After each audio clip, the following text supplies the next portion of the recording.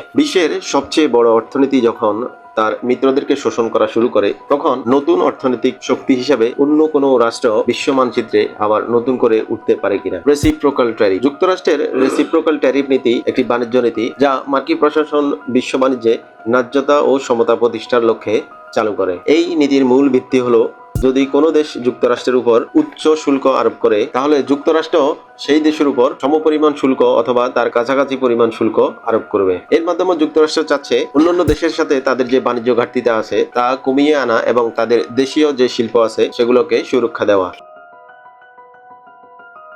সর্বপ্রথম এই reciprocal tariff নীতির আওতায় যুক্তরাষ্ট্র সারা পৃথিবীর প্রত্যেকটা দেশের সাথে যাদের তাদের লেনদেন আছে সবার উপর সার্বজনীন 10% করে শুল্ক আরোপ করা হয়। এর অর্থ হচ্ছে, যেসব দেশ কোনো শুল্ক আরোপ করে না সেই দেশের উপরেও কিন্তু এই 10% শুল্ক কার্যকর করা হবে। এর বাইরে যেসব দেশের সাথে যুক্তরাষ্ট্রের বাণিজ্য ঘাটতি আছে তাদের উপর আলাদা করে বাড়তি শুল্ক আরোপ করা হয়েছে। এই বাড়তি শুল্কটা নির্ভর করে সেই দেশ যুক্তরাষ্ট্রের উপর ঠিক কত পরিমাণ শুল্ক আরোপ করছে।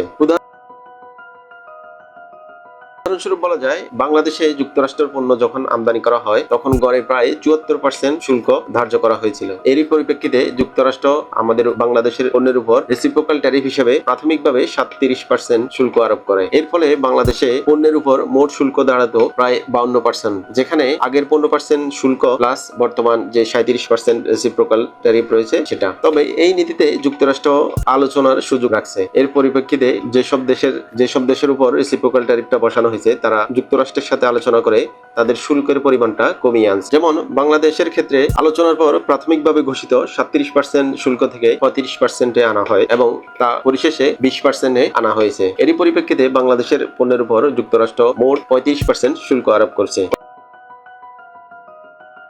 অন্যান্য দেশ যেমন ভারতে 25%, পাকিস্তানে 19%, শ্রীলঙ্কায় 20%, ভিয়েতনামে 20%, মায়ানমারে 25% মতো করে রেসিপ্রোকাল ট্যারিফ আরোপ করা হয়েছে।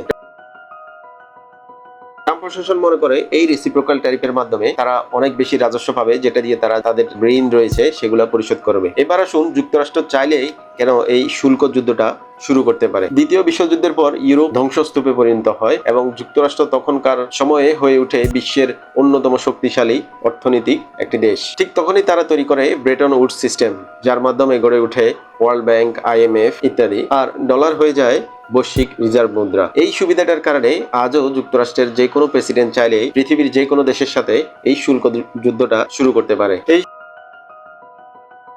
শুল্ক যুদ্ধের পরিপ্রেক্ষিতে চীনও কিন্তু চুপ থাকেনি। তারা আমেরিকার প্রায় 94টি কৃষি পণ্যের উপর 25% শুল্ক বসাইছে। যুক্তরাষ্ট্র থেকে সয়াবিন আমদানি এখন তারা ব্রাজিল থেকে করছে, ফলে আমেরিকাকে তার চাষাদেরকে বাঁচাতে প্রায় $1 বিলিয়ন মতো খরচ করতে হয়েছে। ট্রাম্পের এই শুল্ক যুদ্ধটা শুধুমাত্র ট্রাম্পের প্রতিদ্বন্দ্বীদের উপর এমন নয়, যুক্তরাষ্ট্রের যেসব মিত্র দেশগুলো আছে সেগুলোর উপরও ট্রাম্প একই নীতি প্রয়োগ করছে। যুক্তরাজ্যের উপর 10%, ইউরোপীয় ইউনিয়ন এবং জাপানের উপর 15% করে শুল্ক আরোপ করা হয়। এমনকি জাপানও তাদের এই গাড়ি রপ্তানিকে বাঁচাতে প্রায় $500 বিলিয়ন মতো বিনিয়োগের প্রতিশ্রুতি দিলে। এমনকি বাংলাদেশকেও বিমানের মতো লাক্সারিয়াস পণ্য কেনার প্রতিশ্রুতি দিয়ে 20% অতিরিক্ত শুল্ক মওকুফের সুযোগটা নিতে হয়।